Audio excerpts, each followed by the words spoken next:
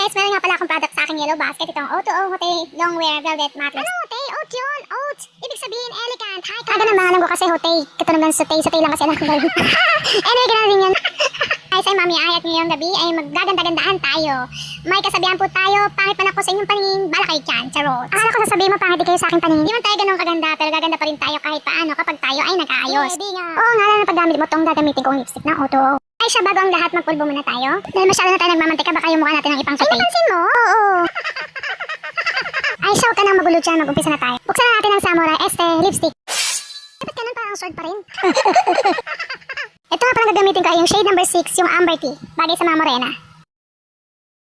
Nakikita ko yung touchang mo, Mars? Ano ka bang mo napansin yan? Ang dami mo napapansin. Lumayo ka sa camera para maganda ang view. Grabe siya, oh.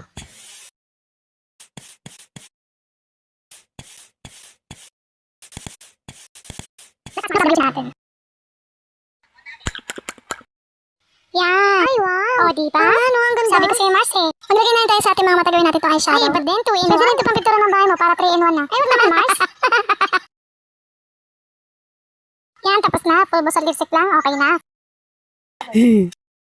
Maglugay tayo, tapos ikot-ikutin natin para magbukang kulot. Wala din tayo pang kulot, eh. Diskarte lang ba? Diskarte na lang natin. Wow, ang galing, ah. Kulit-kulitin din natin sa kabila. Ayan, ayan. Ganyan. Ayaw nga, no? Yan, di ba? Okay na? Wow! Baka naman ba rin, Mars? Ngiti ka ng ngiti?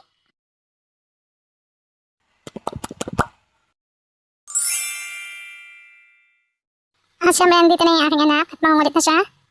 Bye guys! Ito nga pala yung nanay na mahilig maganda. Mami, ay!